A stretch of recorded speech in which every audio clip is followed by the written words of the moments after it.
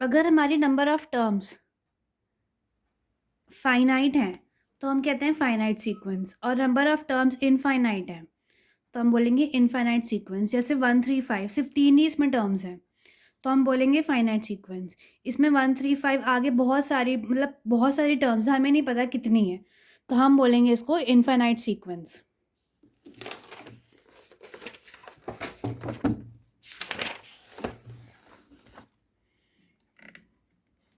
अब हम पढ़ते हैं कि आपका अरिथमेटिक प्रोग्रेशन एक्चुअल में होता क्या है।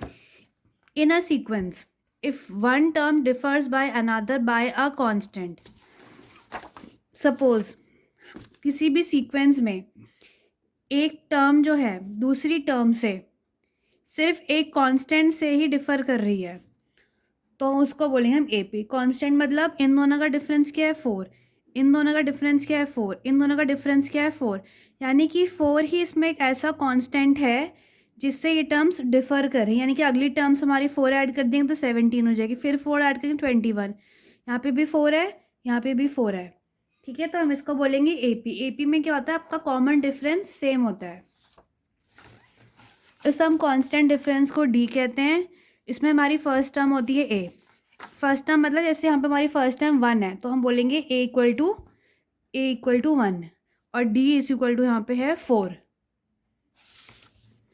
nth टर्म इसको कहते हैं टी एन। nth टर्म मतलब लास्ट टर्म।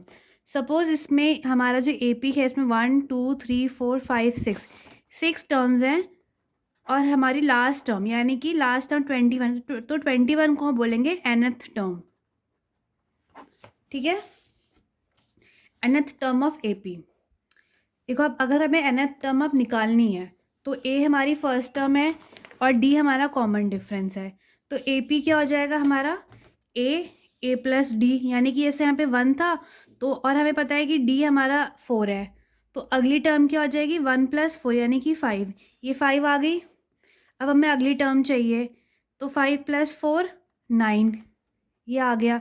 यानी और या अगर हमें सीधा थर्ड टर्म पे जाना है, ठीक है, तो हम ए प्लस 2d कर देंगे। तो ए क्या है हमारा 1, 2 × 4 d4 है हमारा, तो 1 इंटू तो कितना हो जाएगा 9। ठीक है, ये हमारा है। अगर nth टर्म निकालने का फॉर्मूला है a + n - 1 × d। अगर हमें nth टर्म निकालनी है एंड से, सपोज ये हमारा AP है, ठीक है, अब हमें पता चल रहा है कि निकालना है हमें nth टर्म एंड से, ये इसका एंड है।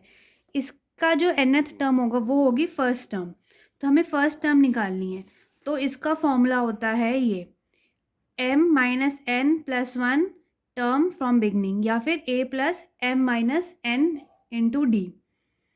इसमें हमने मान लिया है कि हमारी जो टोटल टर्म्स हैं वो है हमारी m।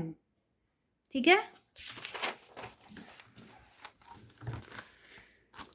Some of the n terms of an AP।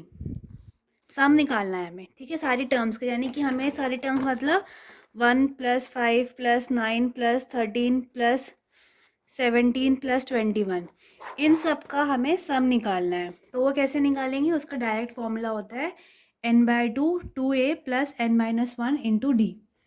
और अगर हमें लास्ट टर्म गिवन है तो फॉर्मूला छोटा हो जाता है, वो होता है n/2 a + l। अब हम थोड़े क्वेश्चंस कर लेते हैं, ये इंपॉर्टेंट क्वेश्चंस हैं। ठीक है, हमें निकालनी है value of k such that हमें AP गिवन है।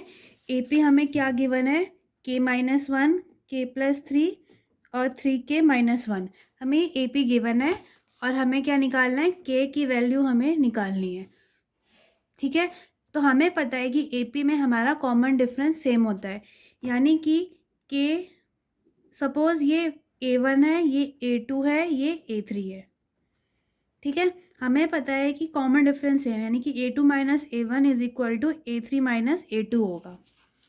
ठीक है, तो यानी k + 3 - k - 1 = 3k - 1 - k + 3। ठीक है, अब होगा k + 3 - k + 1 = 3k - 1 - k - 3।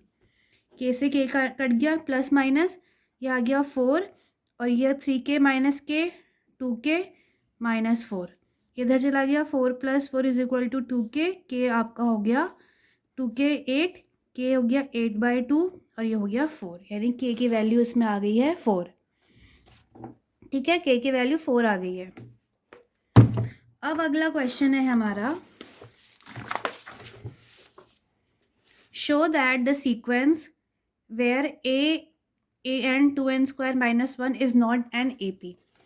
हमें एक सीक्वेंस गिवन है an 2n² - 1 और हमें बोलना है ये AP नहीं है, हमें ये प्रूफ करना है। ठीक है, तो हम क्या करेंगे, हम वैल्यू पुट करेंगे। पहले हम पुट करते हैं n = 1, तो n = 1 क्या होगा, A1। 2 में n की वैल्यू 1 पुट कर देंगे, स्क्वायर -1, तो क्या हो जाएगा ये 1। फिर हम n = 2 पुट करेंगे, 2 × 2 का स्क्वायर -1, क्या हो जाएगा, 2 का स्क्वायर क्या होता है 4 - 1, 4 2 = 8 - 1 यानी कि 7। ठीक है,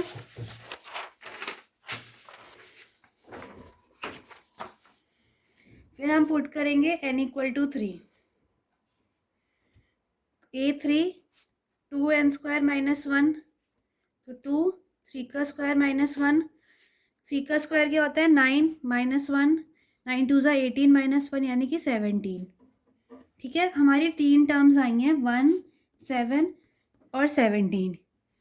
अगर हम देखें तो 7 - 1 क्या होता है हमारा 6 और 17 - 7 क्या होता है हमारा 10, यानी कि आपका D यहाँ पे 6 है और यहाँ पे D 10 है, लेकिन AP में क्या होता है D सेम होता है। इसी वजह से D सेम नहीं है, इसी वजह से ये AP नहीं है। अगला क्वेश्चन करते हैं हम। हमें अगले क्वेश्चन में क्या करना है,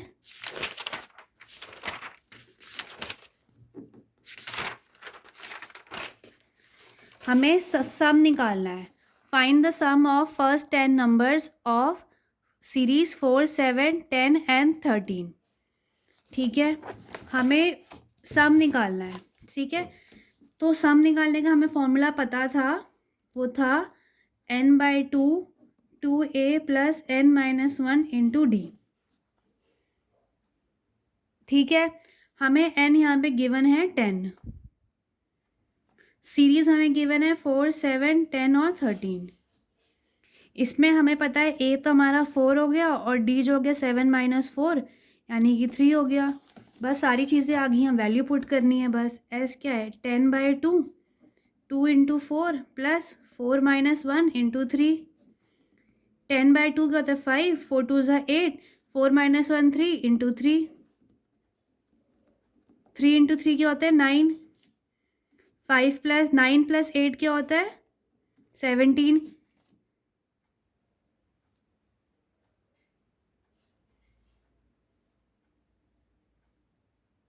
n तो हमारा 10 था ना, 10 था ये, देखो यहाँ पे गड़बड़ होगी ना, ये 9 हो गया यहाँ पे।